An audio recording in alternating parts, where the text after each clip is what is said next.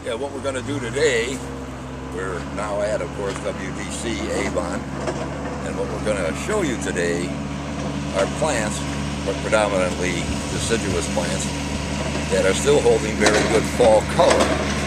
I've always felt that fall color is a very important part of the landscape, and many of you think the same way.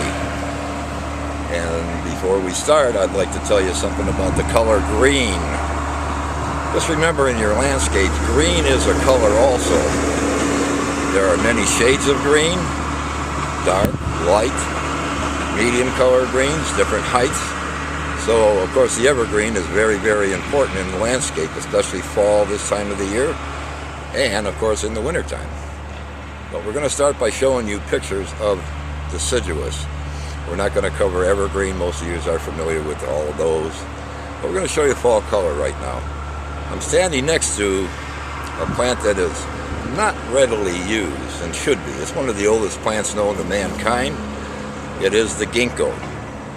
And in my estimation, ginkgo tree, and they do get big, probably gives one of the best fall colors. It is almost a true yellow color, yellow gold. Very, very showy. Yeah, we have showed you this tree before. This is Acer Gricium. We showed it to you for the exfoliating bark a few weeks back. But look at the fall color on that thing. These things are just radiant in the fall. And it's a small growing tree, as most of you know.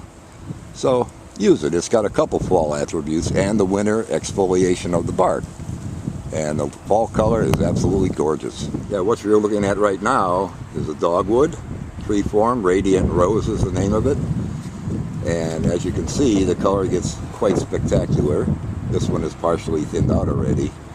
But this color is kind of representative of the color all dogwoods get. Kind of that yellow-red, reddish color. Even the bush forms basically take on the same fall color. Very, very pretty. Yeah, what we're looking at right now is hydrangea, of course. And this is Endless Summer.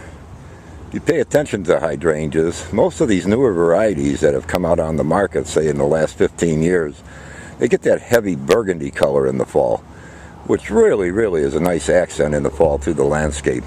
And as you know, they don't get that big, and of course they supply you with the bloom all summer long. They're done blooming now. But hydrangea is a good fall coloring plant. Just wanted to show you this particular one. Everybody should know the name. And the name is, of course, burning bush. This is a dwarf variety. And still a very, very strong plant for fall foliage color. And it is used extensively, and it will continue to be that way. But there are other choices, as you'll see today. What we're looking at right now is an oak. This is called Regal Prince. As you can see, it gets that golden yellow color to it in the fall. Regal Prince is one that is starting to catch on, but not everybody is aware that it does exist. Rough specs on it: height 35, maybe 40 foot, and it can take a spread of about 15 foot. So it's a good narrow growing tree. Dark glossy leaves and good fall color. Yeah, what you're looking at now is a rather new form of Japanese maple. Most of us are not that familiar with it. I've been familiar with it since its inception several years back. This is a very strong leafing plant. It is, in the summertime, green leafed, and what you're looking at now is the fall color, which is absolutely spectacular. It's a plant actually that can get up in that 15-foot range, but it weeps so hard you actually train it to gain height. Otherwise it will grow down, and it'll only spread probably in that 4 to 5 foot range. So it's a great little tree. Yeah, what you're looking at right now is Itea Little Henry. Before we showed you a burning bush, which can get quite large, as everybody knows. If you need a substitute with just as great a color in the fall, this is a good plant. These go somewhere between that 3-4 foot range, and the same with the width. Does bloom white in the springtime, so that's a little additive. But this is a great, great fall coloring plant. One of my favorites. Yeah, now we're showing you a picture of Chanticleer pear, which is Cleveland Select. Beyond a doubt, one of the prettiest fall colors of all trees. That dark glossy green leaf turns the burgundy color that you're seeing, and it's mixed in with some of the green that has not turned yet. Very, very showy plant. And right now, and for the rest of this winter, we will have good supply of this and many of our trees in our pot and pot area. Yeah, what you're looking at now is Sunset Red Maple. Probably one of the best red maples for fall color. They're partially defoliated now already, but still a lot of good color showing because the leaves are quite persistent in the fall. It's a great one for fall color. Okay, what you're looking at right now is Amelanchier, Serviceberry, Juneberry, has quite a few different names. The one that blooms white in the spring, most of you are familiar with it. Beyond a doubt, probably one of the most beautiful ornamental trees that you can plant. They come in tree form, or this one happens to be a bush form or shrub form. Great, great plant. Great, great fall color. Heavy laden with berries in June. And this is one you can't miss with. Yeah, now you're seeing an oak. There are many oaks, of course.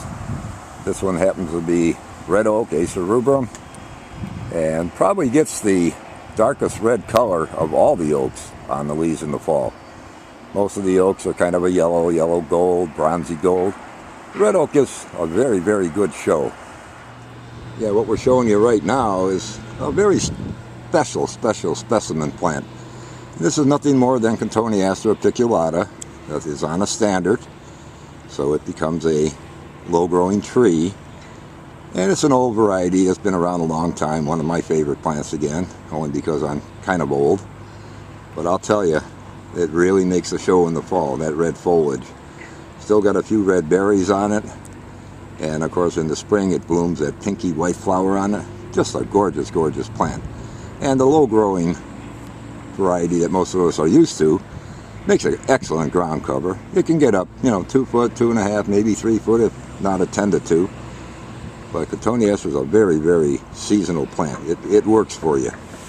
Now you're looking at a plant that you're probably not that familiar with. This is an Abelia. Now Abelia are generally zone 6 through 9, southern plant. This is a rather new introduction that is a zone 5. And from what I've been told, it has come through these last 2 winters pretty good. It's a smaller growing plant, 3 foot, maybe by 3 foot max.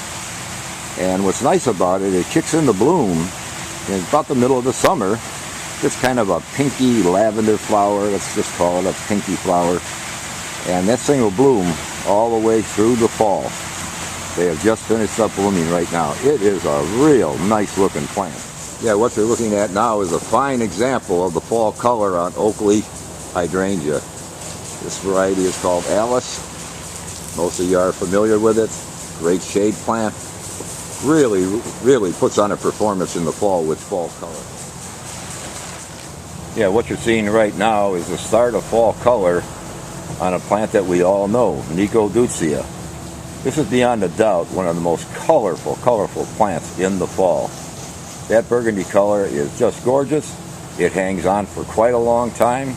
As you know, it's not a tall grower.